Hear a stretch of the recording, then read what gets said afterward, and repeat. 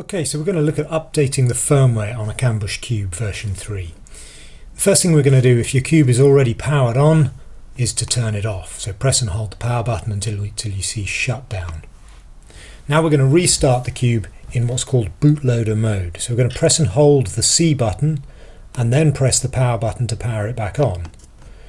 Now you should see this message come up on the screen saying bootloader G3 V2, awaiting code. Now we're going to go over to the app, and when we open the app up on the first page, the Bluetooth scanner page, we're going to start by pressing the Scan for Cambush Cube button at the top.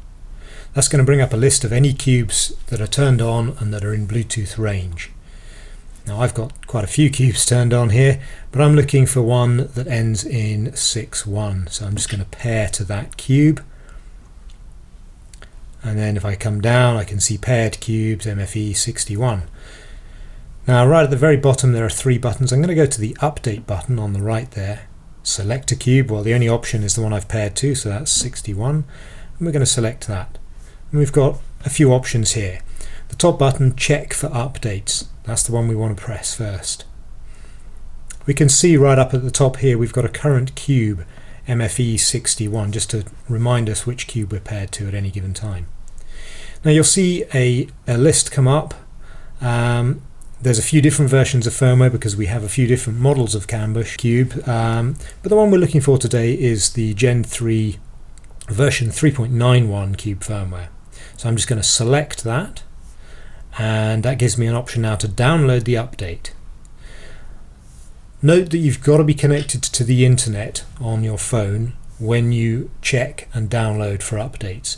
Once you've downloaded an update, you can save it to your device, to your phone, which means you can do firmware updates in the field if you need to.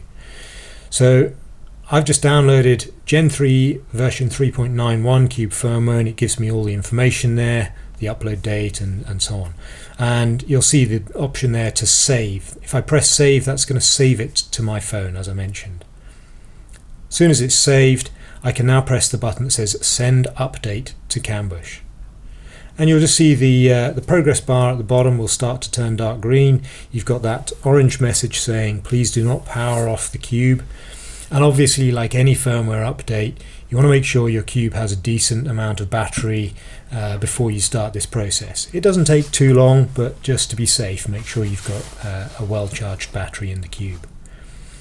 Now on the cube itself, you'll see it's still showing the message bootloader G3. You won't see any change there until the update is almost complete. So keep an eye on that progress bar. If you're using an Android device, it will take approximately 2 minutes to complete. If you're on an iPhone, it's a bit slower because of the way that iPhones work. It can take up to about maybe 5 or even 6 minutes. So just watch that progress bar and we'll come back to it in a second. So there we go, the progress bar has shown that the upload is complete, and after a few seconds you'll see the message on the cube change. It says code uploaded, power reset, and then the display will go blank, so the cube is now off. So all I need to do now is to power the cube back up. And you can see straight away we're showing the new firmware version number comes up on the display.